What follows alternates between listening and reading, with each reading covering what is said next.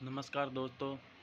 मध्य प्रदेश के अंदर एक दलित आदिवासी लड़की के साथ जिस तरीके से यौन शोषण हुआ है, वहीं सुप्रिया मैम ने उस पर बयान दिया है मोदी जी के खिलाफ कि कुछ तो कार्रवाई करो। और वहाँ पर थे कौन? बीजेपी के नेता ही, बीजेपी के कार्यकर्ता ही। तो आप वीडियो देखिए।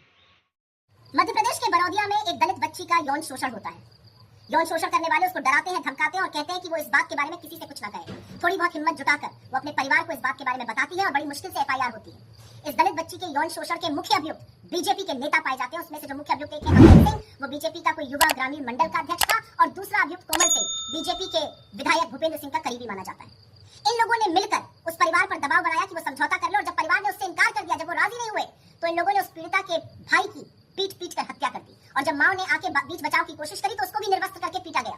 यही नहीं, अभी 3 दिन पहले पीड़िता के चाचा को समझौते के नाम पर बुलाया गया। जब उसने समझौते से इनकार किया तो उसकी भी हत्या कर दी गई। पर हैवानियत यहाँ पे खत्म नहीं होती है, हैवानियत तो यहाँ से शुरू होती है। क्योंकि वो दलित बेटी जब अपने चाचा की लाश को पोस्टमार्टम से लेकर एम्बुलेंस में गांव जा रही थी, तो एम्बुलेंस से गिर जाने पर उस दलित पीड़िता की भी मौत हो जाती है।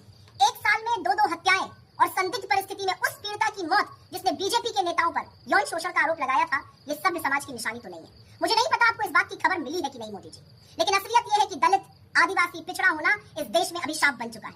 असलियत तो यह है कि समझ में नहीं आता कि इन दरिंदों को क्यों लगता है कि वो इस देश की आधी आबादी के खिलाफ, खास तौर से दलित बेटियों के खिलाफ ये सब कर सकते हैं। उनको कहां से ये बेखौफ रवैया आता है? उनको लगता है कि आप हर बार की तरह संरक्षण आरोपी को देंगे और बेटी के खिलाफ खड़े होंगे, इसलिए वो ऐसा करते हैं। असल में तो मोदी जी जब चुनावी मंच से मुजरा शब्द का प्रयोग बार बार करते हैं तो इन आदमखोरों को हौसला मिलता है, इनको साहस मिलता है। इस तरह की हरकत बेटियों के साथ करने से इनको लगता है औरत दोयम दर्जा है और उसके साथ वो चाहे तो कुछ भी कर सकते हैं। आपसे कोई भी आशा करना बेमानी है, क्योंकि आप हर बार की तरह इस बार भी आरोपियों के साथ ही खड़े होइएगा। मीडिया में हर बार की तरह सुलटपक सन्नाटा है, महिला मंत्री खामोश रहेंगे, महिला आयोग आंखों पे पट्टी बांध लेगा। लेकिन असलियत यह है कि इस देश में एक दलित बेटी के साथ इतनी बड़ी घटना होती है, हत्याएं होती हैं। आपके दरिंदे, आपके आदमखोर ना सिर्फ हमारी बेटियों का